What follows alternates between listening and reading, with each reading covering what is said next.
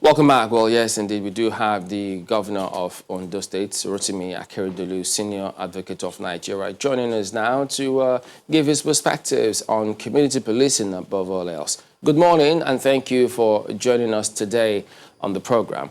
Well, we know that, yes, you're seeking re-election, but are you still finding sufficient time to focus, concentrate, and govern in the midst of all that is going on? Well, I can assure you that everything remains in top gear. You now have to more or less have multi-function. The governance must not suffer because of politics. So we just have to do some balancing act. So yes, we are politicking. We are moving around to get the people convinced to give us a second term, but the work cannot suffer. So we still have to do the work. So it's more or less like what you call multitasking. So there's no other problem. I know that we can do this sufficiently well, and we'll keep pushing. All right, good to hear that. But then, in order for things not to equally suffer, that's why security is a very important aspect of things. And the federal government did approve 13 billion for community policing, which has been in the news for a while now. So, how significant would you say that move is? Well, I believe that having community police, it's a good idea. I mean, but how you run it is what we must also sit down to discuss. I'm one of the people who is of the strong view that there must be multi-level policing, and you can have at local government, you can have state, you can have the federal. So it could be very effective. So community policing is like bringing policing to the local government. There's nothing wrong in it. I have nothing wrong in it. But what I frown at, or what I do not still subscribe to, is to have a single command for all this police setup. There's no way. The single command we have that is in control of state police is not effective. How do you expect them to be effective when it comes to community policing? The argument will be that, oh, the community will own it. How? How do they own it? Why don't we give money to the local government, give money to the state, let them have their own police setup, and none of us will be happy. The community is theirs. The state belongs to the state. No state will stand by and see what we have today, the level of insecurity in number of our states. No state will take pride in that. So the state will be committed to seeing, because any governor or most governors are elected at least to ensure security of lives and properties within their domain. So which state would now have a police of its own and don't deploy it for the good use to which we can put police? So I believe that what we have is still not effective, and combining it with community policing, no matter how, whatever grandeur, whatever you now explain to people that, okay, the community will own the police, it does not gel. There must be you must evolve this policing system to the various levels of governance. That's my belief. Oh, yesterday the DIG did tell us that they are moving around, getting support from stakeholders, including governors. So given this format that they're working on, are they going to get your buy-in as presently constituted?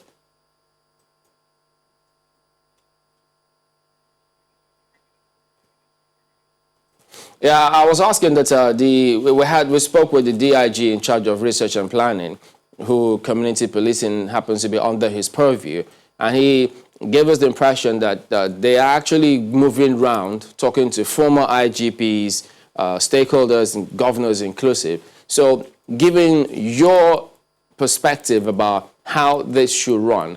So as presently constituted, will they be getting your buy-in to carry this program out as it is now? No, well, for me, whatever we have to live by it. But we can continue to press because this cannot be cast in iron. So we continue to make suggestions. And I'm sure that at the end of the day, whatever suggestion we come by will probably be looked into. So we continue to make suggestions. But I do not agree with the setup. And I believe that we make our suggestions. At the end of the day, the time will come. Everybody will have reason to agree with what we believe is best in the interest of our people in this country, that we need to go ahead and don't look back. Multi-level policing is the best for this country. All of us have to look at it. I know that is an idea that has been on. People have campaigned, have made the case for it, and we continue to make a case for it. And I'm just one of those who are strong believer in the fact that, look, we cannot have a central police command. It doesn't help the state. And security will continue to suffer until we are able to devolve this policing to different levels of government.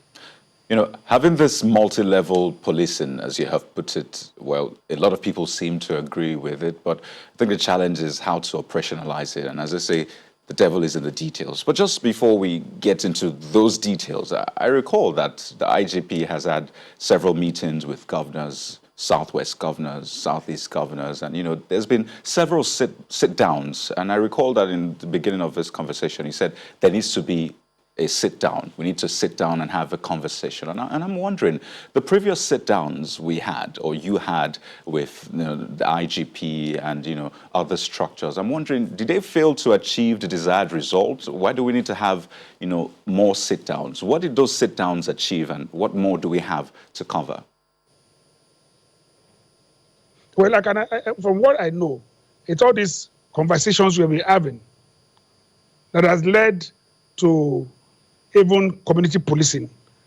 I mean, it came up from the idea that let us all sit down and see what we can do and devolve policing to different level. But what we have failed to agree on is operation and command. And some of us continue to argue that, look, the operation and command of the multi-level of policing cannot be central.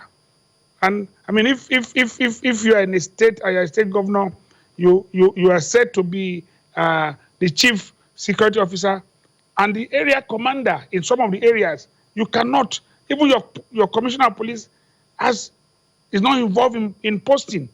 So you want to post area commander, it must come from Abuja to determine who is the area commander that you have about 9 or 10 in the state. How can we continue this way? How effective would that be? So I'm one of those who strongly believe that, look, let us devolve these things. And at the time, it's an idea that a number of people don't agree with now. It's an idea that it will come to be sooner or later, that there will be state police, there will be local government. At the point, we have their own community police. So all of us will work, and there will be need. There will be then when all of us converge together to see that we ensure security of lives and property. It is only then. But I am saying this, and I've said it over and over. I have no reason to be afraid. I stand by my words, whatever I say, that, look, community policing, yes, good idea. Who is going to be in command? Oh, community will own it. Community own what? I mean, it's just on the surface. All I know is that everything is that we must work towards having multi-level policing, state police, the federal police, the community police, everything. Then we can be assured that everybody have responsibilities, and that's where I look at it. So are you suggesting that for this multi-level security that governors should have, well, for the lack of a better term, major control over the coordination of, that level of security. I know Amotekun, for example, in the laws that establish it across the southwest states, the governors have, the prerogative on how much to pay, for example, who to appoint to the boards and what have you. Is that what you're suggesting that should happen with this multi-level security? What I'm suggesting should happen is a replication of what we have at the national level.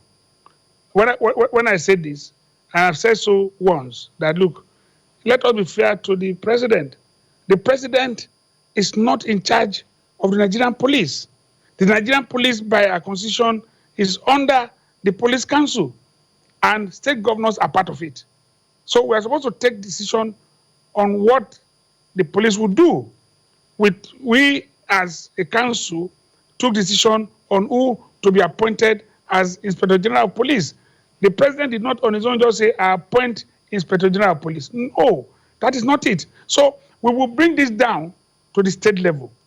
Yes, the council will be set up, or the council will be as composed in the law, setting it up to say these and these and these are members. And most times, the governor will be chairman of that council. And the council will decide for what happens. It's not an individual. So maybe people are afraid that the governors will take charge of it. No, if the governor will not be the one that is solely responsible for state police. It will be a council. There will be a police council also at the state level, and the composition will be spelled out, and people will be there by virtue of their office. Some will be appointed. So when you get there, then you take decisions as to how the police is run. And immediately you have your own head of command. It takes decision. All you have to look at is that, look, what is happening? You're able to have a conversation with him, or you're able to discuss with him when there is a danger. You let him know on time, and he deploys his men and does whatever he wants to do. So it's not going to be a command that will be headed by the governor. It will be headed by somebody, a functionary of the police, of the state police. But there will be a council to which they are answerable to, not to the governor. A state police cannot be answerable to the governor. That's just like Nigeria police is not answerable to the president simpliciter. There's a council that commands it, that take charge of the activity. Well, now that you've brought in the Constitution, of course, gratifyingly also you're a lawyer, and you've brought in a critical angle, which is that of the police council. The Constitution seems silent on how frequently the police council should meet, and consequently, what you are proposing now is calling for a constitutional review of sorts. Is there a proposition by the governors who think, like the way you do, about adjusting the Constitution to factor in some of these things? Has there ever been such a move by the Governors Forum or any number of governors at all to present to the National Assembly? Now, let me let you into this. I believe that what a major problem here is where we have not been able to found a consensus. You see, the moment you have a consensus of the elites, then things will move. So it's unfortunate, I must say it here, there's no consensus among all of us as governors as to whether or not the time is ripe to have this multi-level policing. Once we have a consensus, then if there need to be amendment, all of us jointly will go ahead to see it. But this does not stop a few of us, if we can come together to at least get a private sponsor bill, and let's see how it goes through the National Assembly, whether it will sail through. But the major thing is that, let me confess here, you have spoken about Governors Forum and whatever forum, there is no consensus among us there. So all of us are not agreed yet. So until we all agreed, things will not move. But maybe through a private bill, I know that some people will come out and still oppose it, but maybe through a privately sponsored bill, let's test the waters at the National Assembly if they agree. But I'm sure that this is a great idea, but to get it through would still take some time. And just like any other idea, it faces opposition, but at the end of the day, if it's for good purposes, it will come out and it will work. Another angle to that conversation is the fact that a lot of people say states have their peculiar security challenges, and they're thinking, having a consensus, wouldn't that mean that it will now be some type of one-size-fits-all? For example, just yesterday, an announcement was made that, there's a recruitment ongoing for community policing in a particular state. I mean, Southwest states have their own arrangement. So really, what will this consensus achieve if there are peculiar security challenges and, peculiar thinkings across states? No, when you talk about peculiar security challenges, if I understand what you mean by that, is that, okay, maybe in some places you have issue of herders-farmers clashes. In some places you have maybe where you have kidnapping. In some other areas, there are other things that armed bandits. Yes, those are peculiar challenges. But whether we like it or not, those challenges can be found one way or the other in every other state. So I look at it from this angle. When you talk about state police, it is not to say that it's one shoe fits all. It is talking about the fact that, look, you have a police that is closer to the people, and they determine what they do at every given instance. And if tomorrow we say the qualification to be an officer in the police is that you must be a graduate, it's left to us. You can take that decision. If you say it's school cert, it's left to us. It's not one way you come up today, is this qualification, tomorrow you say the qualification is scrap, no need for qualification. It cannot be for everybody. Some of us believe that what we need to build today is a modern police in which when you see any policeman speaking, you understand what he's saying. We don't need now at this level when we have so many graduates outside, so many people who have school certificate outside, and we cannot now concentrate on getting them there at the worst, the least certificate you can have. We can put it. The state police, every state can have its own yardstick. It's not one shoe fits all, and you can concentrate your energy on what is prevalent or the crime that is more prevalent in your state. Why not? There's nothing wrong. If it's armed bandits, you want part of your government. When you talk armed bandits, if you talk about them coming from outside the country, then it's not the duty of the police. It is more of the military to protect the integrity and of the country. They are the ones to face such armed bandits that are infiltrating into the country, if they are from foreign land, as we are told now. But the state police can concentrate on maintaining law and order, so that this thing does not filter into the cities or the local areas. So if you deal with that, if I believe that herder farmers problem is my major problem in my state, my police will be more concentrated on that. So it's not issue of one shoe fits all. Well, since you have said that, I mean, we should be able to make do with what we have now, and what is being proposed now, what we're working on now, is the community policing project being championed by the Nigeria Police. And of course, the National Economic Council has also said that a small committee made up of the chairman of the Governors Forum, the IGP, and a couple of other people should find a way to operationalize it. Now, one of the things that we have been told is that there's going to be an advisory, community policing advisory board that will be working in each state. And of course, certainly they are supposed to work with you.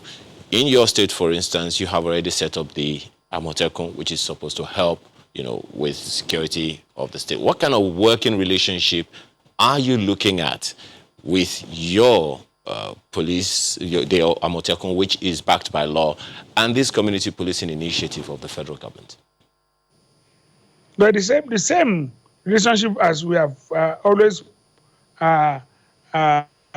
propounded, that look, ours is collaborative. It's not confrontational. We have said all along that we are determined to collaborate, or we should and we will collaborate with even the existing Nigerian police, not the community police now.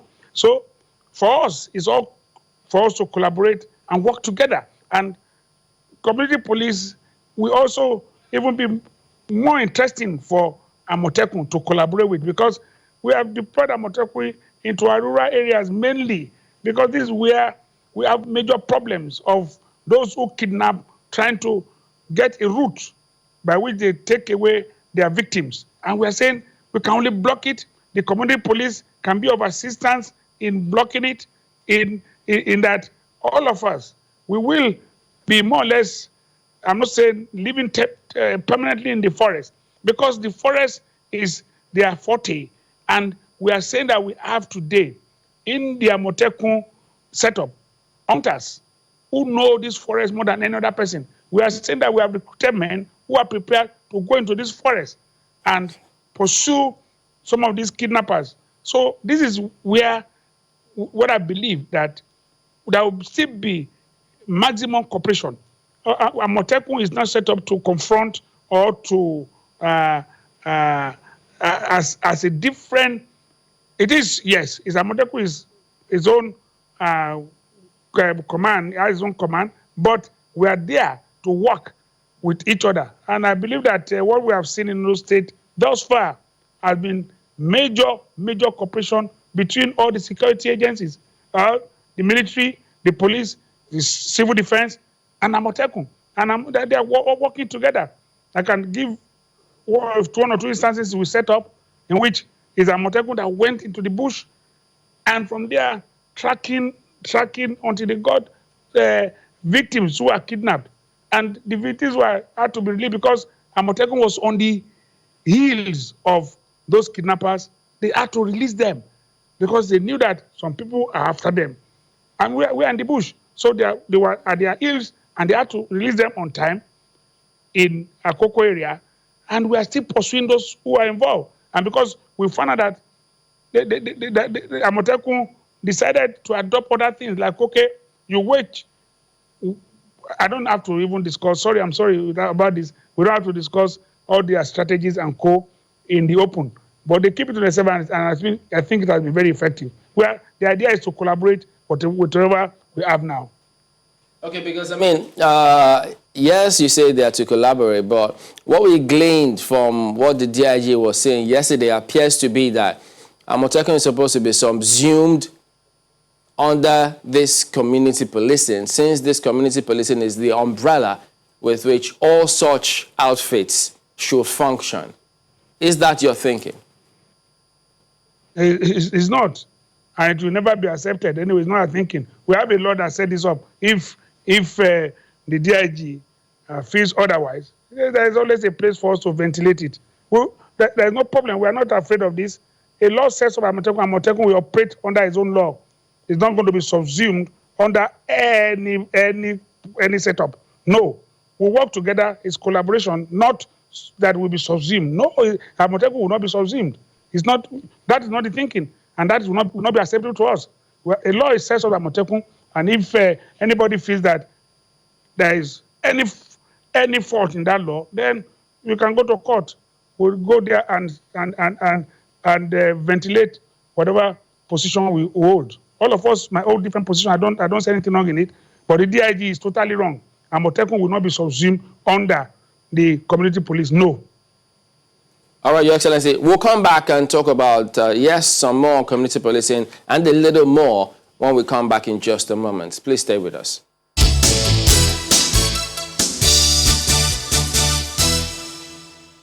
Your Excellency, when you say there isn't any consensus among governors, does that suggest that this matter has been discussed at the Governors Forum? No, what I'm saying is that we have raised this issue a couple of times, not only at the Governors Forum. We had had meetings, and I know, in which even Mr. President was in attendance. We raised this issue, but a few of our colleagues do not just agree that we come over the idea of state police. So if people they don't agree, I know that these have been not formally and informally. We have discussed about this over time, but all of us have not agreed to say that okay, there is no need to have state police. So that's the problem. Well, if I remember properly, I think the current president of the Senate, I mean, in the 8th Assembly, and I think the former governor of Zamfara, the concerns they had about states that could not afford it, they then thought that for states that could, they might go ahead. But there was a question about, what about states that can't afford it? Have those concerns been properly addressed? Well, the only way to properly address this is, one, let us start first, let us agree. When we agree that there should be state police, that in essence means that the money you are releasing to the police now, that we call it, if we just call it quote and unquote federal police now, you have to reduce it. So you must have, in creating state police, there must be corresponding responsibility to also release more funds to the state. So there's no state that won't be able to afford it, because more funds will have now to be eased from what you spend on federal police now to the state, so that they can, handle this properly. But whatever it is, some of us have always argued the point that, look, what we spend on police here is a lot. What we spend here, you don't have operational vehicles, the state will have to buy. You don't have this, the state will have to buy, building, everything. So what is left? What is left? Very few things. I know, yes, but I know that if we can ease some funds from the federal, central police to state, a number of states will be able to afford to run their own policing system. The same thing, if they were to deduct the money from states' accounts from source, and in the meantime maybe fund the current police before they then move on to maybe state police? It's not the same. What we are saying is that I'm talking about effectiveness of the command. If it's one at a central point, it's never the same. The problem of the police now is, yes, it's fund. They don't have enough money. I totally agree with that. They are not properly funded. But the issue is command. How effective will it be? You have Inspector General of Police in Abuja. Problem is here. You now give instruction, and it is not effective. The issue is the command. Step back a bit, really, to the point where you talked about not collapsing, in quote, Amotekun, to the community policing, policy, or the move by the police at the federal level to have community police, across states. And I'm thinking, on one hand, you have the IGP saying time and again that if anybody carries firearms that are unauthorized, they will be prosecuted. And we know that it is important to have, Amotekun or the security corps have firearms to, do their work. I mean, they have to go into forests and what have you. And I'm wondering, how are you going to sort that detail out? Because this is seeming like a major issue brewing. Well, it might, talking seriously, is a major issue. It's one in which we are trying to make a case, but we've not yet agreed with as to what should be with the issue of harmonization. And for now, Amotekun, we allow them to carry non-prohibited ammunitions. There's some ammunition that are not prohibited. Our hunters are in the bush fighting, but we know that with this non-prohibited ammunition, we cannot have what I would call, we will not be able to match all these armed bandits or kidnappers because of their own weaponry. We know that their fire is higher, and if we continue to want to confront them with all this non-prohibited ammunition, it can look suicidal. But again, we are adopting other means. Where a number of our hunters have captured a few kidnappers. So what stops trained men using non-prohibited ammunition for now without taking total risk? Total risk. We are not encouraging them to take risks so that they don't die unnecessarily. But at least, just like the hunters and co, whatever we have now, we try to use having our people protected. Some people say, oh, it's like a ragtag police. It's not ragtag.